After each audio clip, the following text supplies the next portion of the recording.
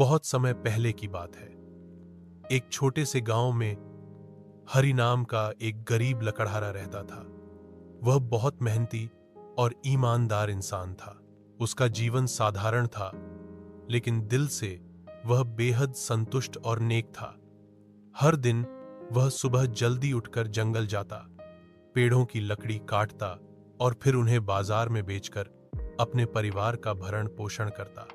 हरि गरीबी से परेशान जरूर था, लेकिन उसने कभी चोरी या बेईमानी का रास्ता नहीं चुना। एक दिन की बात है, हरि नदी किनारे पेड़ काट रहा था। तभी उसकी कुल्हाड़ी अचानक फिसलकर गहरी नदी में गिर गई। कुल्हाड़ी उसके लिए रोजी रोटी का एकमात्र साधन थी।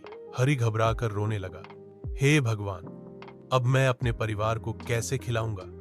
हरि की सच्चाई और दुख देखकर नदी से एक देवता प्रकट हुए।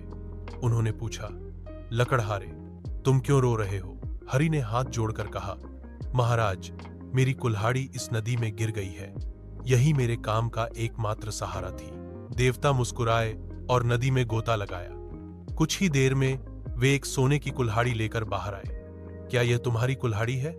देवता ने पूछा।